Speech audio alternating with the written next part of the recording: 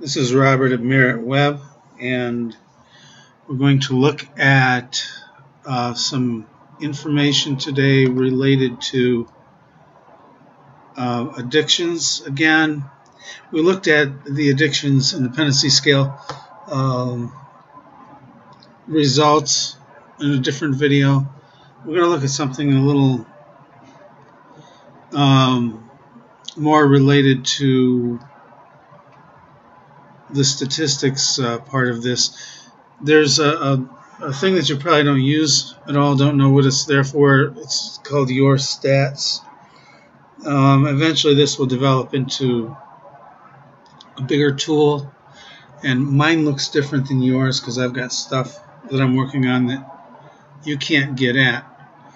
But if you click on Your Stats, you will see one that says correlation of addictions items with each other.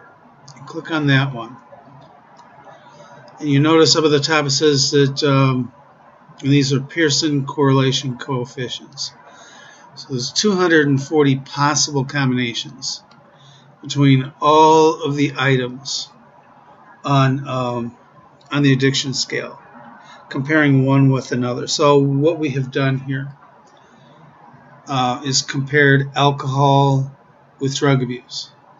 And we get a Pearson score of 0.5898. I like to multiply my Pearson scores by 100 just because, I don't know, that number just seems to fit more. So it's a Pearson score actually of 0.5898 for those of you who are purists statistically. I like that number like it is. And it seems that fractions kind of lose people. This is a coefficient of dependency, and I don't want to get too technical.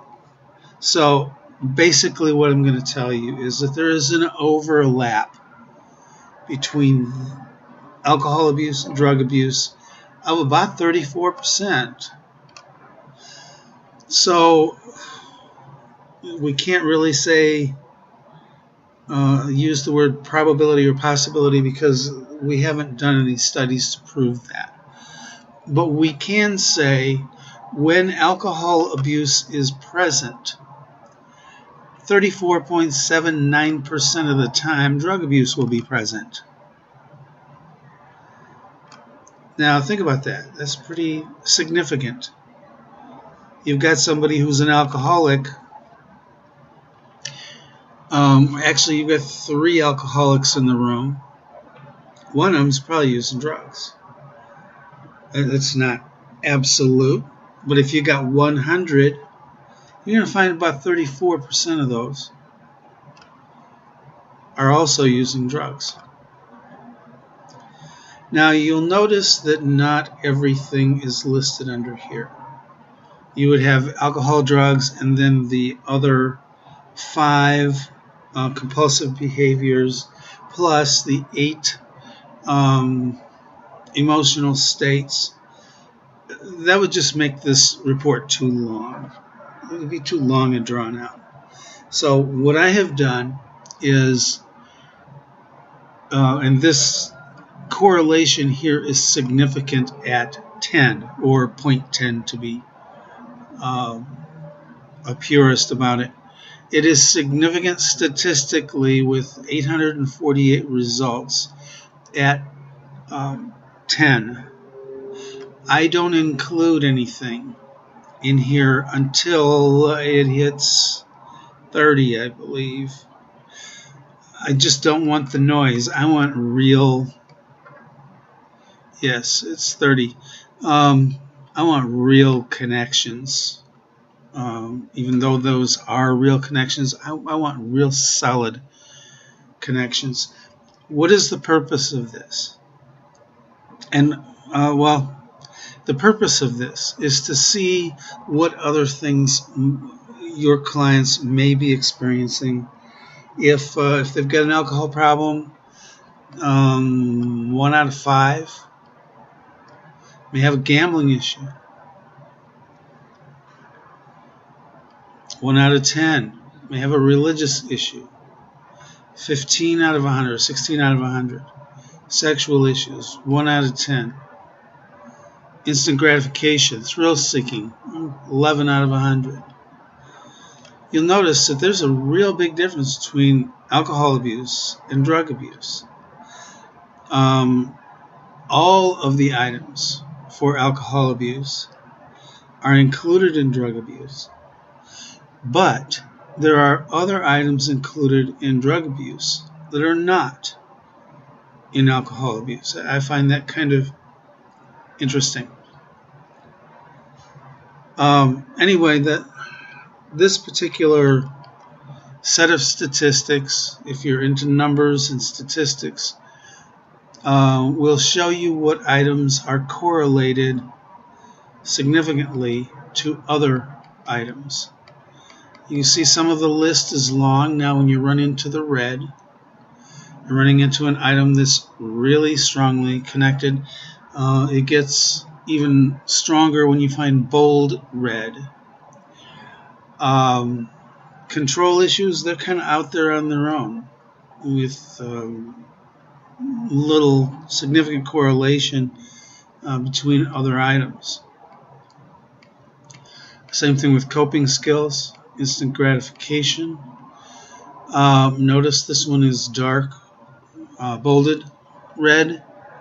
Instant gratification in the shame group, 0.732 is the Pearson correlation coefficient. That is amazing. Over half of the people here who have instant gratification as an issue are going to fall into the shame group. 50-50. Let's go down, and here's another one, fear of rejection. Now, as I was beginning to do this study, I realized something.